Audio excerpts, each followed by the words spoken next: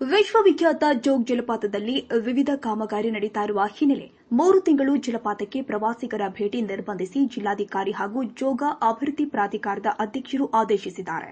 ಶಿವಮೊಗ್ಗ ಜಿಲ್ಲೆ ಸಾಗರ ತಾಲೂಕಿನ ಜೋಗ ಜಲಪಾತದ ಮುಖ್ಯ ದ್ವಾರ ಮತ್ತು ಪ್ರವಾಸಿಗರಿಗೆ ಮೂಲ ಸೌಲಭ್ಯ ಒದಗಿಸಲು ಸಮಗ್ರ ಅಭಿವೃದ್ಧಿ ಕಾಮಗಾರಿ ನಡೀತಾ ಇದೆ.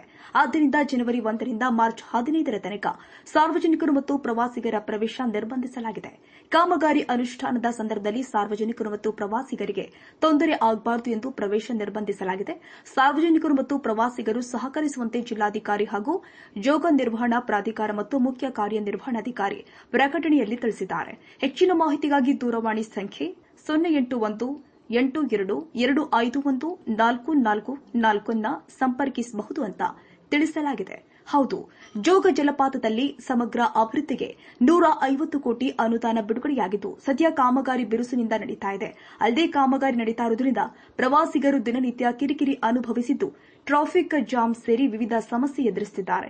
ಹೀಗಾಗಿ ಪ್ರವಾಸಿಗರಿಗೆ ತೊಂದರೆಯಾಗದಂತೆ ಜನವರಿ 1 ರಿಂದ ಮಾರ್ಚ್ 15ರ ತನಕ ಸಾರ್ವಜನಿಕರು ಮತ್ತು ಪ್ರವಾಸಿಗರ ಪ್ರವೇಶ ನಿರ್ಬಂಧಿಸಿ ಜಿಲ್ಲಾಧಿಕಾರಿ ಮತ್ತು ಜೋಗ ಅಭಿವೃದ್ಧಿ ಪ್ರಾಧಿಕಾರದ ಅಧ್ಯಕ್ಷರೂ ಆದ ಹೇಮಂತ್ ಪ್ರಭಾರಿ ಜಿಲ್ಲಾಧಿಕಾರಿ ಆದೇಶ ಹೊರಡಿಸಿದ್ದಾರೆ.